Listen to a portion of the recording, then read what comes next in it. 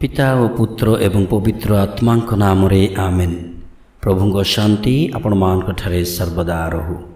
प्रिय बंधुगण, आज आम्हे मारिया विमला हृदय विषय शिक्षा करिबा।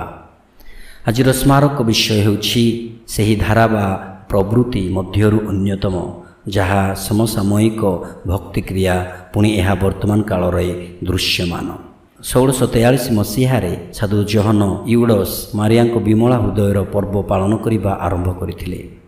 1942 मसीहारे फातिमारे आम एही कुमारी दर्शनर 25तम वार्षिकी अवसर में मारिया विमला हृदयर क्लारेसियान मिशनारी मान द्वारा मंडली और मानव जाति को मारिया विमला हृदय निकट में पवित्र करने एवं अगस्ट मास 22 तारिख रे हेबाकु जाउथिबा पूजन विधि संपर्क उत्सव प्रतिष्ठा करने उद्देश्य पुणे पिता पीयूष द्वादश को अनुरोध करा जाइथिला। एही पर्व जीशुଙ୍କ पवित्र हृदयर समारोह परे परे स्थापित हैला। विमला हृदयर अभिव्यक्ति अपेक्षाकृत नूतन अटे। विमला गर्भ संभूतार डगमा बा विश्वसनीय शिक्षार संज्ञा परे एही अभिव्यक्ति व्यवहार आसिला। यह पूर्वर अत्यधिक शुद्ध हृदय, सबुठारु पवित्र हृदय एवं पवित्र हृदय परी अभिव्यक्ति व्यवहार करा जाउथिला। फातिमारे धन्य मातांकर दर्शन एवं सेवा भगिनी लुसियांक लेखा प्रकाशन परे विमला हृदय अभिव्यक्तिटी मंडली एवं पूजन विधि संपर्क व्यवहार रे प्रवेश कला। जेतेबेले एही पर्वटी समग्र लाटिन मंडली को विस्तार करा जाइथिला, मारिया विमला हृदय प्रति भक्तिर गतिविधि 1944 मसीहारे यार शिखर रे पहुँचीथिला। साधु जोहन यूडस कहिथिले जे केही भक्ति भीतिहीन किंबा बिना कारण रे नुहे, एहा एते शक्त एवं सुदृढ़ मूलदुआ उपरे निर्भर करे जे पृथ्वी एवं नरकर कौनसे शक्ति एहाकु विनष्ट करने को सक्षम नुहंती। मारिया हेउछंती विश्वासर तीर्थयात्रार आदर्श जहाँ जनकंक हृदय प्रस्तुत करे। से निज हृदय पवित्र आत्मा एक योग्य बासस्थान प्रस्तुत कले, जोठारे सिद्ध शिष्य भाव से जीशुଙ୍କ विषय जहाँ शुणिले एवं देखिले से समस्त विषय को तांको हृदय रखिले।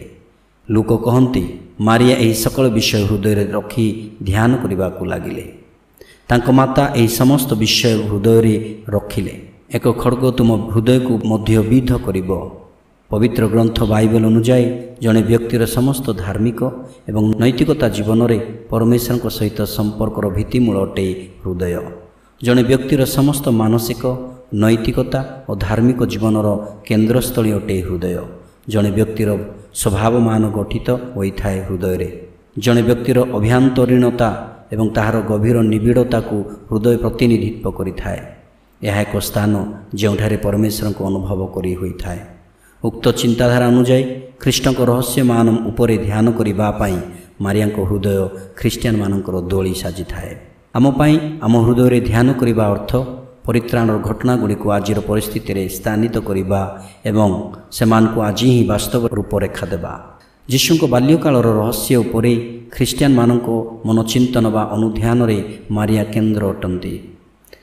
सिमियनଙ୍କ भविष्यवाणी रे जना जाए जे जीशुଙ୍କ उद्धार कर्म रे मारिया भूमिका अतुलनीय। से तांको शरीर रे समस्त कष्ट सहीथिले, किंतु मारिया तांको हृदय रे सहीथिले। मरियमଙ୍କ हृदय एक पात्र परे जोंथिरे समस्त रहस्य ठूल होई रही अछि। साधु अगस्तिनଙ୍କ अनुଯାयी मरियम परमेश्वरଙ୍କ पुत्रଙ୍କୁ तांको गर्भरे धारण करिबा पूर्वरु से तांको हृदय रे गर्भ धारण करिथिले। से हेतु साधु जोहन यूडस कहती मरियमଙ୍କ हृदय हेउछि तांकर उत्स एवं नीतिर समस्त महानता, जहाँ पितांक प्रिय कन्या पुत्रंकर माता पवित्र आत्मांकर जीवन साथी एवं त्रैक्य परमेश्वरଙ୍କ मंदिर भाव अन्य समस्त प्राणी मानक ठारू उन्नत अटंती। मरियमଙ୍କ हृदय प्रति आमर भक्ति माध्यम आमे तांको प्रेम परोपकारिता एवं आज्ञाबहता को सम्मानित एवं पालन करूँ। फातिमार घटना द्वारा मारिया हृदय प्रति भक्ति बहुगुणित होइछि, जहाँ मंडली स्वीकृति प्रदान करिछि। फातिमार दूत प्रथम दुईटी दर्शन समय दृढ़ोक्ति भाव कहिले जे जीशु एवं मरियमଙ୍କ पवित्र हृदय गुड़िकर दया तुमर उपरे अधिष्ठित होइछि। तृतीय दर्शन रे दूत स्पष्ट भाव मिसाई कहिले जे जीशुଙ୍କ हृदय प्रति प्रतिकार सहित मरियमଙ୍କ हृदय प्रति प्रतिकार बा मरामती हेबा दरकार। 1917 ସାଲ ଜୁନ୍ ମାସରେ ଧନିଆ ମାରିଆ ଲୁସିଆଙ୍କୁ କହିଥିଲେ, ଯୀଶୁ ଚାହାନ୍ତି ଯେ ତୁମର ସେବାମାନ ମୋତେ ଜଣାଇବ ଏବଂ ପ୍ରେମ କରାଇବ।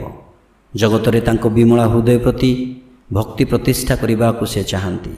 ଯେଉଁମାନେ ମୋତେ ଭକ୍ତି ପ୍ରଦର୍ଶନ କରିବେ ସେମାନଙ୍କୁ ଉଦ୍ଧାର କରିବାକୁ ମୁଁ ପ୍ରତିଜ୍ଞା କରୁଛି। ପରମେଶ୍ୱରଙ୍କ ସିଂହାସନକୁ ସଜାଇବା ପାଇଁ ମୋ ଦ୍ୱାରା ରଖାଯାଇଥିବା ଫୁଲ ପରି ଏକ ଆତ୍ମାମାନେ ତାଙ୍କ ଦ୍ୱାରା ପ୍ରେମ ଲାଭ କରିବେ।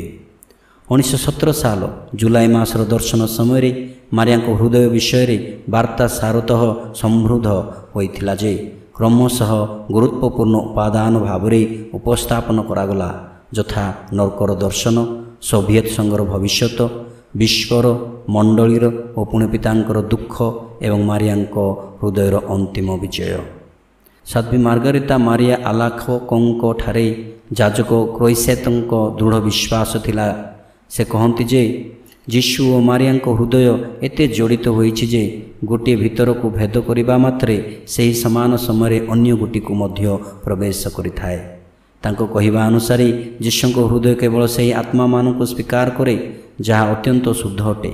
ଅନ୍ୟପକ୍ଷରେ ମାରିଆ ପ୍ରାପ୍ତ କରିଥିବା ଅନୁଗ୍ରହ ହେତୁ ଯେଉଁ ଆତ୍ମାମାନେ ଶୁଦ୍ଧ ନୁହନ୍ତି ସେହି ଆତ୍ମାମାନଙ୍କୁ ତାଙ୍କ ବିମଳା ହୃଦୟ ଶୁଦ୍ଧ କରନ୍ତି ଏବଂ ଯୀଶୁଙ୍କ ହୃଦୟରେ ଗ୍ରହଣୀ ହେବା ପାଇଁ ଉପଯୁକ୍ତ କରନ୍ତି। ପବିତ୍ର କୁମାରୀଙ୍କ ପ୍ରତି ଅତ୍ୟଧିକ କୋମଳତା ବିନା ଯୀଶୁଖ୍ରୀଷ୍ଟଙ୍କ ହୃଦୟରେ ପ୍ରବେଶ କରିବାର ସୁବିଧା ଜଣେ ଆଶା କରିବା ଉଚିତ ନୁହେଁ। ମାରିଆଙ୍କ ହୃଦୟ ପ୍ରତି ଭକ୍ତି ସର୍ବଦା ବଜାୟ ରଖୁଥିବା ବ୍ୟକ୍ତିଙ୍କ ପାଇଁ ଅଭ୍ୟନ୍ତରୀଣ ଜୀବନର ଏକ ସମୃଦ୍ଧ ଉତ୍ସ ହୋଇ ଆସୁଅଛି। ମରିୟମ ଯେଉଁମାନେ ପରମେଶ୍ୱରଙ୍କ ବାକ୍ୟ ଶୁଣନ୍ତି ଏବଂ ଏକ ନିର୍ମଳ ଏବଂ ପାପହୀନ ହୃଦୟରେ ଏହାକୁ ଗଚ୍ଛିତ କରି ରଖନ୍ତି, ସେମାନଙ୍କ ପାଇଁ ମାରିଆ ଏକ ଉଦାହରଣ ଅଟନ୍ତି। ସେ ଆମମାନଙ୍କୁ ଶିଖାନ୍ତି ଯେ କିପରି ଆମ ହୃଦୟରେ ପରମେଶ୍ୱରଙ୍କୁ ଆତିଥ୍ୟ ପ୍ରଦାନ କରିବା, ତାଙ୍କ ବାକ୍ୟରେ ନିଜକୁ କିପରି ପୋଷଣ କରିବା ଏବଂ ତାଙ୍କ ନିକଟରେ ସଦାସର୍ବଦା କିପରି ସମ୍ପୂର୍ଣ୍ଣତାର ସହିତ ବଞ୍ଚିବା। ଯଦି ଆମେ ଆମର ଧନ୍ୟ ମାତାଙ୍କୁ ଭଲ ପାଉ, ତା'ର ବିମଳା ହୃଦୟକୁ ସମ୍ମାନ ଦେଉ, ତାଙ୍କୁ ପ୍ରାର୍ଥନା କରୁ ଏବଂ ତାଙ୍କ ମାର୍ଗଦର୍ଶନ ଅନୁସରଣ କରୁ, ତେବେ ଆମେ ବହୁତ ଉପକୃତ ହେବା। ମରିୟମ ଏବଂ ଯୀଶୁ ସର୍ବୋତ୍ତମ ଏବଂ ଅତି ନିକଟତମ ସମ୍ପର୍କରେ ଅଛନ୍ତି। ତେଣୁ ଯେଉଁମାନେ ତାଙ୍କ ସହିତ ଅଛନ୍ତି ସେମାନେ ଯୀଶୁଙ୍କଠାରେ କେବେ ମଧ୍ୟ ଦୂରରେ ରହିପାରିବେ ନାହିଁ। ତେଣୁ ତାଙ୍କ ପ୍ରତି ଭକ୍ତି ହିଁ ପରିତ୍ରାଣର ଏକ ସଂକେତ ଅଟେ। ଅତଏବ ଆସନ୍ତୁ ଆମେ ତାହାଙ୍କୁ ସାହାଯ୍ୟ ଏବଂ ମାର୍ଗଦର୍ଶନ ଭିକ୍ଷା କରିବା, ଯଦ୍ୱାରା ଆମେ ଏକ ନିର୍ମଳ ଓ ନିଖୁଣର ଜୀବନଯାପନ କରିପାରିବା ଏବଂ ନିର୍ମଳ ହୃଦୟ ମନ ସହିତ ସର୍ବଶକ୍ତିମାନ ପରମେଶ୍ୱରଙ୍କୁ ପ୍ରଶଂସା କରିବାରେ ତାଙ୍କ ସହିତ ଯୋଗ ଦେବା। ପ୍ରଭୁ ଆମ ସମସ୍ତଙ୍କୁ ଆଶୀର୍ବାଦ କରନ୍ତୁ। ଆମେନ୍। ଧନ୍ୟବାଦ।